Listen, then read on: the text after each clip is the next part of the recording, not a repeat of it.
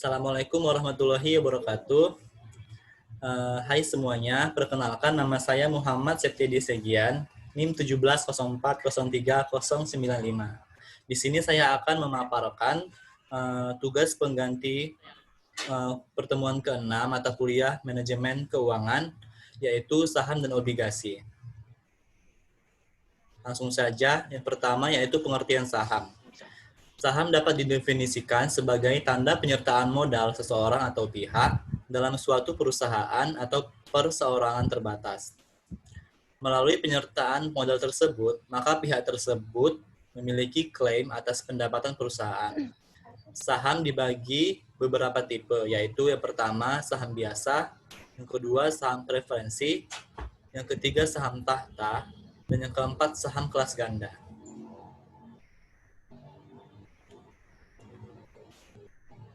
Selanjutnya yaitu keuntungan dari pemilikan saham. Pada dasarnya ada dua keuntungan pemilikan saham. Yang pertama yaitu dividen. Dividen merupakan bagian keuntungan yang diberikan perusahaan yang berasal dari keuntungan yang dihasilkan perusahaan dalam satu periode tertentu. Yang kedua adalah capital gain. Ini merupakan selisih positif antara harga saham saat dibeli dan harga saham saat dijual. Capital gain terbentuk oleh adanya aktivitas perdagangan saat di pasar sekunder. Contohnya itu, semisal seorang investor membeli harga saham per lembarnya itu Rp1.000. Kemudian pada saat dijual, harga per lembarnya itu sebesar 1.250. Berarti per modal tersebut mendapat capital gain sebesar 250 per lembar saham. Selanjutnya ada resiko dari saham. Yang pertama yaitu capital loss. Ini adalah selisih negatif antara harga beli saham dengan harga jualnya. Misal, pada saat pembelian, harga saham itu sebesar Rp500. Selang beberapa saat, pemodal kebetulan membutuhkan dana, ingin menjual dengan seharga Rp450. Maka sang investor mendapat capital loss sebesar Rp50 per lembar saham yang dimilikinya. Risiko kedua yaitu risiko likuiditas. Jika saham perusahaan yang dimiliki investor mengalami kerugian dan dinyatakan oleh pengadilan bangkrut atau perusahaan tersebut dibubarkan, maka klaim dari pemegang saham biasanya mendapatkan prioritas terakhir setelah seluruh kewajiban perusahaan dapat dilunasi. Selanjutnya yaitu penilaian saham. Yang pertama itu adalah penilaian saham biasa, itu price earning ratio. Profitabilitas dicerminkan oleh PE ratio yang seringkali digunakan oleh pelaku pasar untuk menilai suatu saham. Ini memberikan informasi mahal atau murahnya harga saham. Rumusnya yaitu harga saham dibagi pendapatan per lembar saham. Selanjutnya yaitu dividend yields. Sebagai hasil dari investasi, biasanya pemilik saham akan dibayarkan dividen dari perusahaan. Rumusnya yaitu dividen per lembar saham dikali 100 dibagi dengan harga saham. Selanjutnya ada penilaian saham biasa lainnya. Yang pertama adalah expected return. Itu merupakan persentase return yang diramalkan akan terjadi pada suatu saham dalam jangka waktu tertentu. Rumusnya yaitu dividen yang diramalkan dibagi dengan harga saham sekarang ditambah harga saham yang diramalkan dikurang dengan harga saham sekarang dibagi dengan harga saham sekarang. Yang kedua yaitu dividen discount. Model ini adalah perhitungan harga saham sekarang yang menyatakan bahwa nilai saham sama dengan percent value dari semua dividen yang diharapkan diterima di masa yang akan datang. Rumusnya yaitu P0 sama dengan div 1 atau dividen tahun pertama dibagi dengan 1 tambah R, di mana R adalah expected return, ditambah dengan div 2, dividen tahun kedua, dibagi dengan 1 ditambah expected return dikuadratkan, dan seterusnya. Selanjutnya adalah penilaian saham biasa lainnya yang ketiga, dividen constant growth. Ini merupakan dividen yang tumbuh sesuai dengan tingkat pertumbuhan perusahaan. Model ini mengasumsikan bahwa dividen tumbuh pada suatu tingkat tertentu secara konstan. Rumusnya yaitu harga saham sama dengan D0 atau dividen nilai akhir dikali 1 tambah G.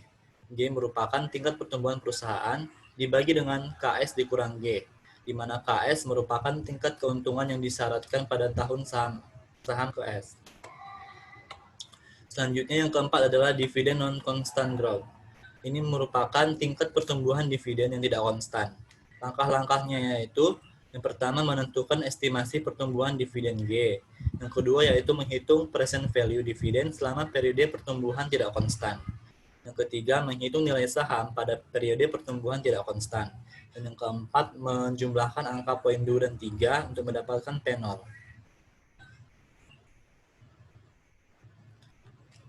Selanjutnya di sini ada penilaian saham preferen. Saham preferen adalah saham yang pemilikannya akan memiliki hak lebih dibandingkan hak pemilik saham biasa.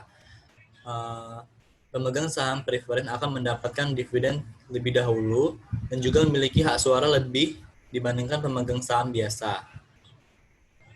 Adapun rumus dari penilaian saham preferen ini yaitu DPS atau dividen saham preferen dibagi dengan KPS atau tingkat return yang disyaratkan pada saham preferen. Selanjutnya di sini adalah materi obligasi.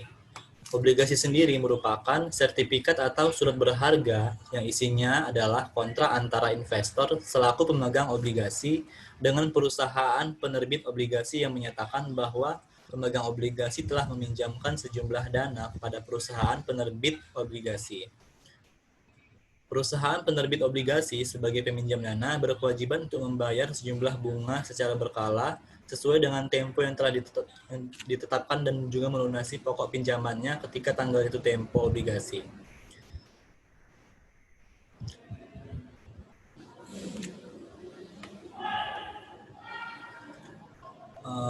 Selanjutnya adalah keuntungan dari obligasi.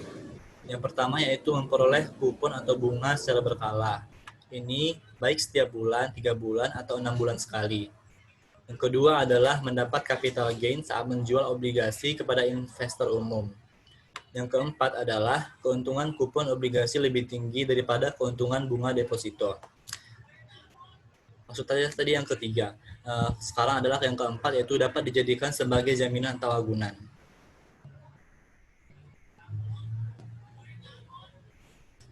Selanjutnya adalah jenis-jenis obligasi. Yang pertama yaitu obligasi dilihat dari sistem pembayarannya. Ini dibagi menjadi 3. Yang pertama adalah obligasi tanpa kupon. Dengan sistem ini tidak dilakukan pembayaran bunga atau kupon secara periodik. Akan tetapi, kupon dan pokok utang dibayar sekaligus pada saat jatuh tempo. Kemudian yang kedua adalah obligasi kupon tetap. Pada obligasi dengan sistem pembayaran kupon tetap, tingkat bunga atau kupon telah ditetapkan sebelum masa penawaran di pasar perdana. Yang ketiga adalah obligasi kupon variabel. Pada sistem ini, tingkat bunga atau kupon ditentukan sebelum jangka waktu tertentu, berdasarkan benchmark. Contohnya itu seperti tingkat suku bunga perbankan. Selanjutnya, jenis obligasi dilihat dari penerbitnya. Dibagi menjadi 3. Yang pertama adalah obligasi pemerintahan. Merupakan obligasi yang diterbitkan oleh pemerintah Indonesia. Dana yang didapatkan dari obligasi ini diperuntukkan untuk pembiayaan dalam anggaran pendapatan dan belanja negara. Kemudian yang kedua adalah obligasi korporasi.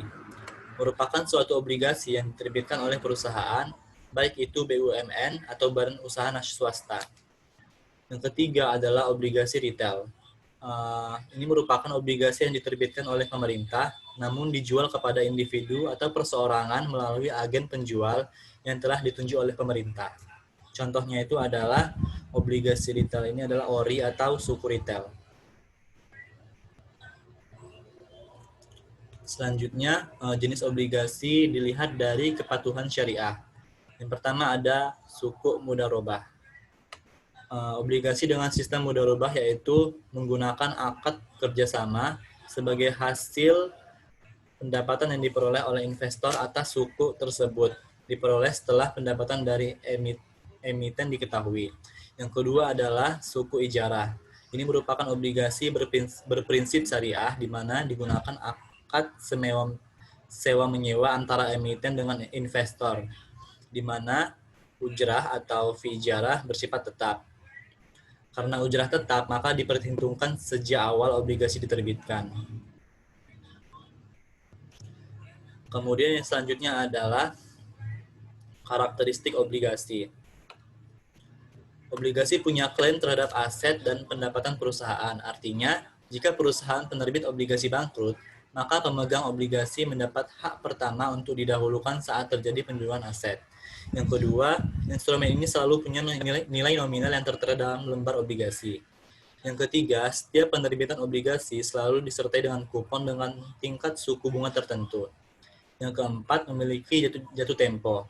Yang kelima, obligasi punya indenture, yaitu kontrak antara pihak penerbit obligasi dengan wakil pemegang obligasi. Yang keenam, instrumen investasi ini punya peringkat. Peringkat ini mencerminkan risiko yang terkandung dari obligasi tersebut. Semakin tinggi peringkat obligasi, biasanya semakin rendah tingkat bunga yang ditawarkan. Demikian pula sebaliknya.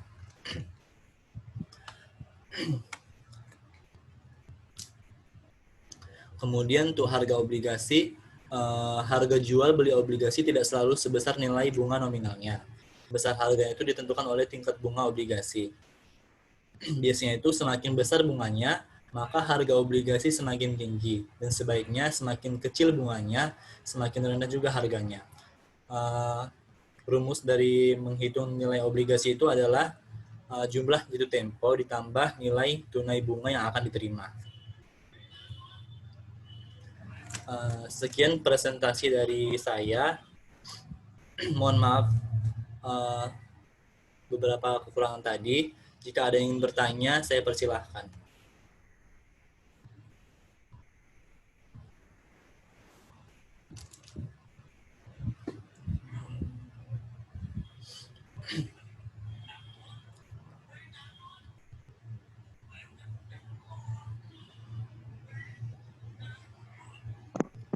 Saya ingin bertanya, Ya. bagaimana pembagian dividen jika perusahaan mengalami kerugian?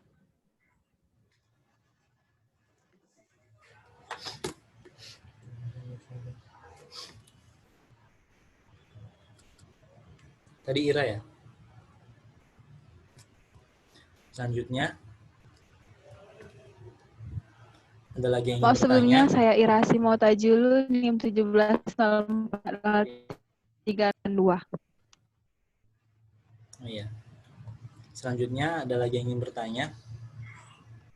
Saya ingin bertanya, perkenalkan nama saya Rini Sadatuni Fadila, NIM 1704030088. Jadi saya ingin bertanya mengenai perbedaan dari saham biasa dengan saham preferen itu apa perbedaannya? Terima kasih.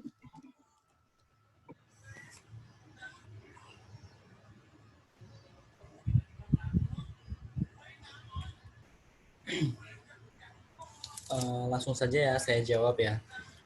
Tadi pertanyaan Ira, bagaimana pembagian dividen jika perusahaan mengalami kerugian ya? Tunggu ya, saya cari dulu.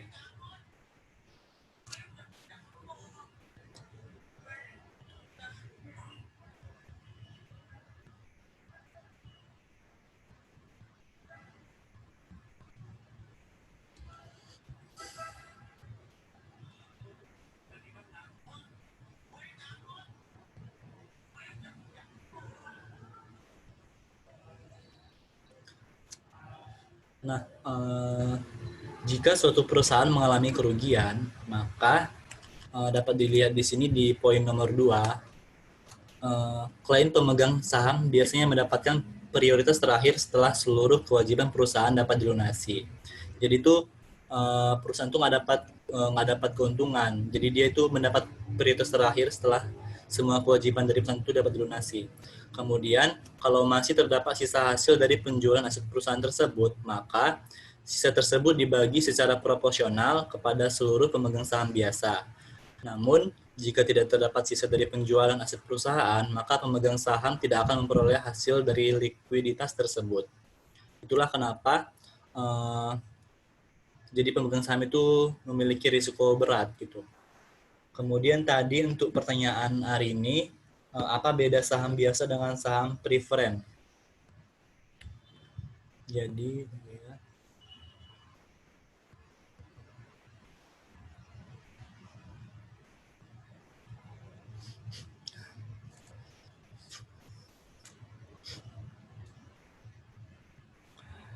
untuk bedanya sendiri, yang pertama, pemegang saham preferen itu memiliki kedudukan yang lebih tinggi dari pemegang saham biasa, terutama dari segi wewenangnya. Kemudian yang kedua yaitu pemegang saham preferen berhak mendapatkan bayaran dividen lebih awal dari pemegang saham biasa. Kemudian selanjutnya nilai dividen untuk pemegang saham preferen telah ditetapkan besarnya, sedangkan untuk pemegang saham biasa itu hanya akan mendapatkan dividen jika perusahaan itu mengalami keuntungan atau laba. Kemudian itu jika kerugian hingga kebangkrutan pada perusahaan, maka pemilik saham preferen memiliki hak untuk diutamakan dalam pengembalian investasi yang ada pada saham daripada perusahaan tadi itu. Sementara kalau dia saham biasa, dia itu hak klaimnya itu lebih kecil dibandingkan yang saham preferen tadi. Seperti itu. Jadi kalau saham preferen itu lebih diutamain dibandingkan saham biasa. Mungkin seperti itu jawaban dari saya atas pertanyaan dari Ira dan juga Arini. Apakah sudah paham dengan jawaban yang tadi? Sudah. Saya juga sudah. Baik, jika tidak ada lagi pertanyaan, saya sudahi presentasi dari saya. Mohon maaf jika ada kekurangan dalam penyampaian. Saya akhiri dengan Assalamualaikum warahmatullahi wabarakatuh.